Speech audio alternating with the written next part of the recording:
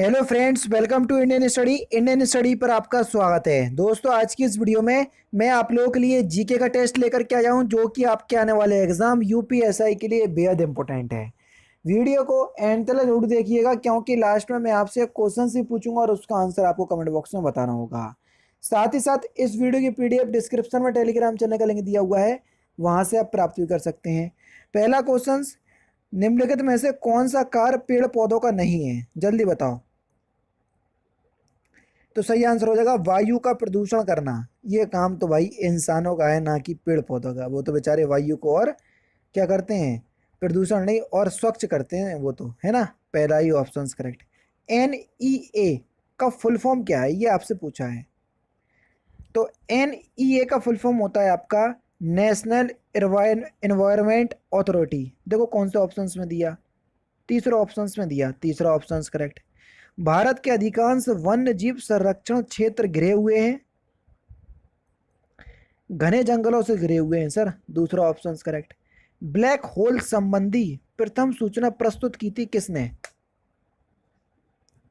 तो किसने बताया था, S चंद्रशेखर के द्वारा, तीसरा ऑप्शन करेक्ट। अफीम का मुख्य अवयव क्या होता है, या अफीम किससे प्राप्त होती है, तो अफीम का मुख्य अवयव होता है सर मॉर्फिन, चौथा ऑप्शन करेक्ट।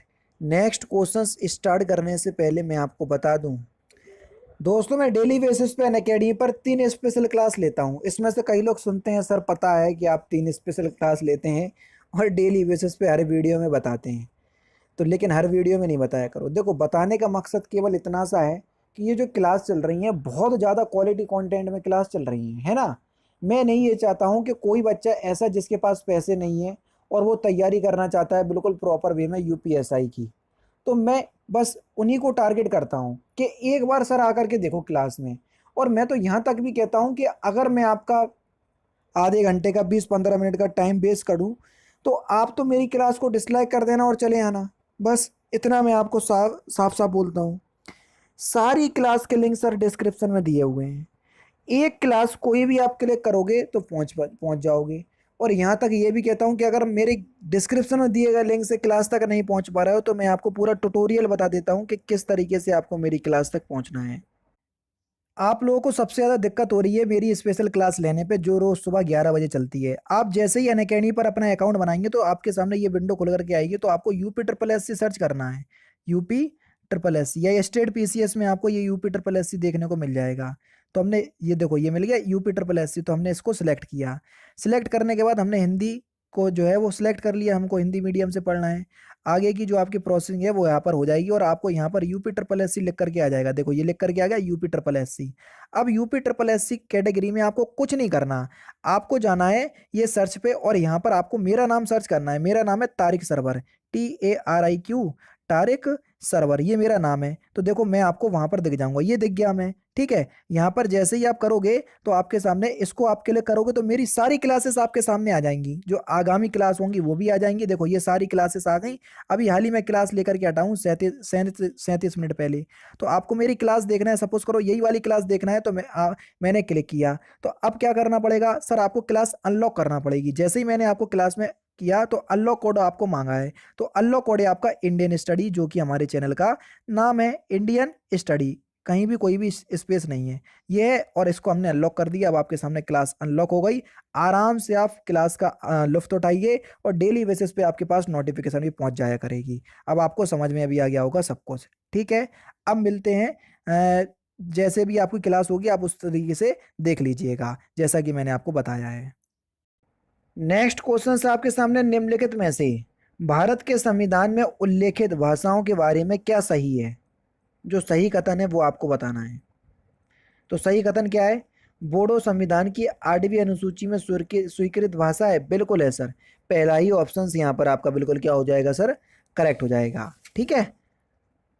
बोडो संविधान की 8वीं अनुसूची में स्वीकृत भाषा है, भारत के संविधान में उल्लेखित भाषाओं के बारे में ये बिल्कुल सही कथन है, ठीक है। 22 भाषाएं हैं, ठीक है।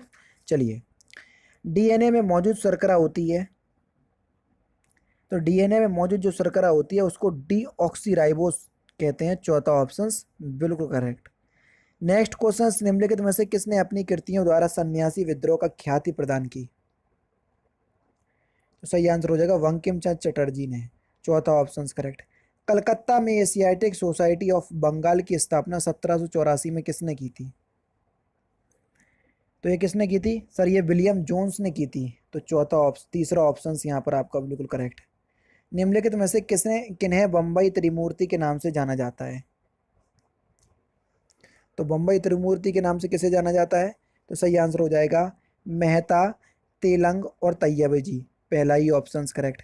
निम्नलिखित समाचार पत्रों में से महात्मा गांधी जी संबंधित नहीं थे, किस समाचार पत्र थे? तो सही आंसर हो जाएगा युगांतर। तीसरा ऑप्शन बिल्कुल करेक्ट। लोक लेखा समिति की रिपोर्ट प्रस्तुत की जाती है, तो लोक लेखा समिति की जो रिपोर्ट है ये प्रस्तुत कहाँ पर की जाती है? तो सही आंसर हो जाएगा लोकसभा में। दूसरा ऑप्शन करेक्ट। अनुच्छेद 108 के अंतर्गत लोकसभा एवं राज्यसभा सभा की संयुक्त बैठक आहूत करता है कौन?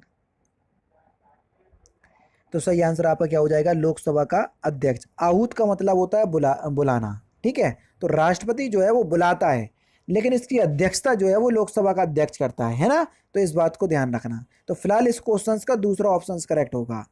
दृष्टिपटल यानी कि रेटना पर जो चित्र बनता है, जो चित्र होता है वह वस्तु से छोटा होता है वह उल्टा होता है। चौथा ऑप्शन करेक्ट। सूर्य के प्रकाश में रंगों की संख्या कितनी होती है? जल्दी बताओ, सबको पता होगा, सिंपल सा क्वेश्चन है। तो कितनी होती है? तो सही आंसर हो जाएगा सर 7। तीसरा ऑप्शन करेक्ट। आधुनिक कंप्यूटर का लघु रूपांतरण संभव हो सकता है निम्न के प्रयोग से, किसके प्रयोग से? तो सही आंसर हो जाएगा समाकलित परिपथ चिप से। चौथा ऑप्शन करेक्ट। निम्नलिखित वैज्ञानिकों में से किसने भौतिक व जीव विज्ञान दोनों विषयों में अनुसंधान किया है?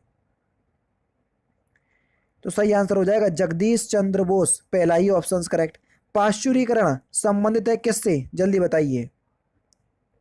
तो पाश्चुरीकरण जो है वो दुग्ध के निर्जलीकरण से संबंधित है। तीसरा ऑप्शन से यहाँ पर आपका बिल्कुल करेक्ट।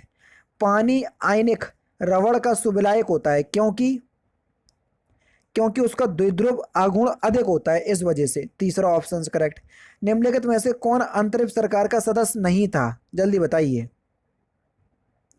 V.R. अम्बेडकर ये अंतरिम सरकार के सदस्य नहीं थे। दूसरा ऑप्शन करेक्ट।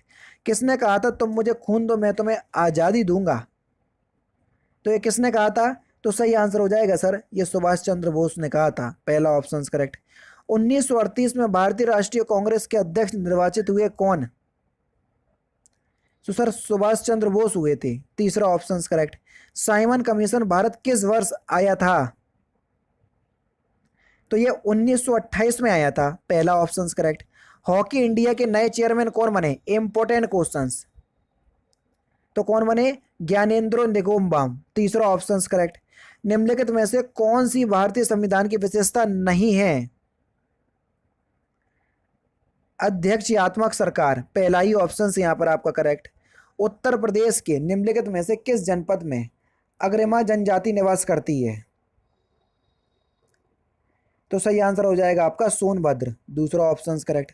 उत्तर प्रदेश में सिंगल विंडो क्लियरेंस विभाग के संबंध में निम्नलिखित विचार कीजिए और कौन से कोड जो है वो सही है वो आपको बताना है। जल्दी बताओ। सिंगल विंडो क्लियरेंस विभाग के संबंध में औद्योगिक सेवाएं प्रदान करता है ये, बिल्कुल ठीक। उसके बाद औद्योगिक स्वीकृति, औद्योगिक अनुमोदन, ये बिल्कुल ठीक है। और औद्योगिक ठोस अपशिष्ट प्रबंधन ये नहीं है। 1 2 3 सही है। तो पहले ही ऑप्शन करेक्ट। वैश्वीकरण की प्रक्रिया से अभिप्राय है क्या? तो वैश्वीकरण की प्रक्रिया से अंतर्राष्ट्रीय व्यापार में बाधाओं को समाप्त करना। दूसरा ऑप्शन बिल्कुल करेक्ट। संघ सरकार के राजस्व व्यय का सबसे महत्वपूर्ण मद निम्नलिखित में से है? तो सही आंसर हो जाएगा आपका ब्याज अदायगी। तीसरा ऑप्शन करेक्ट। हाल ही में किस राज्य की लोलार झील को रामसर साइट के रूप में चुना गया? तो सही आंसर हो जाएगा सर महाराष्ट्र। तीसरा ऑप्शन बिल्कुल करेक्ट। निम्नलिखित में से कौन सा राज्य के नीति निर्देशक सिद्धांतों में उल्लेखित है? ठीक है, काम पाने का अधिकार बिल्कुल है सर, ये आपका बिल्कुल ठीक है। कार्यस्थल पर उचित एवं मानवीय परिवेश एवं मातृत्व सहायता प्रदान करना, ये भी आपका DPSP है। तो दोनों ही है। तो दोनों कौन से ऑप्शंस में दिए? तीसरे ऑप्शंस में दिए। तीसरा ऑप्शन करेक्ट। IPL 13 में पर्पल कैप किस खिलाड़ी को प्राप्त हुआ? जल्दी बताओ। तो किस खिलाड़ी को प्राप्त हुआ था? तो आपका जो सही आंसर हो जाएगा वह क्या हो जाएगा सर? कागीसो रवाडा, पहला ही ऑप्शन करेक्ट। भारत का संविधान संविधान सभा द्वारा प्रारूपित किया गया था और 16 मई 1946 को कैबिनेट मिशन प्लान के अंतर्गत इसे कार्यान्वित किया गया। संविधान सभा के सदस्यों का चयन प्रादेशिक असेंबलियों द्वारा अनुपातिक प्रतिनिधित्व प्रणाली की एकल हस्तांतरणीय मत द्वारा किया गया था। उस समय संविधान के कुल सदस्यों की संख्या कितनी थी, ये आपसे पूछा है। तो सही आंसर हो जाएगा 389, चौथा ऑप्शन करेक्ट। प्रश्न काल के दौरान पूछे जाने वाला एक प्रकार का प्रश्न है, सदन में इसका मौखिक उत्तर नहीं मांगा जाता है और इस पर पश्चात कोई भी अनुपूरक प्रश्न नहीं पूछे जा सकते हैं। तो सही आंसर आपका क्या हो जाएगा सर? अतारांकित प्रश्न काल के दौरान, तो अतारांकित आएगा पहला ऑप्शन, दूसरा ऑप्शन करेक्ट।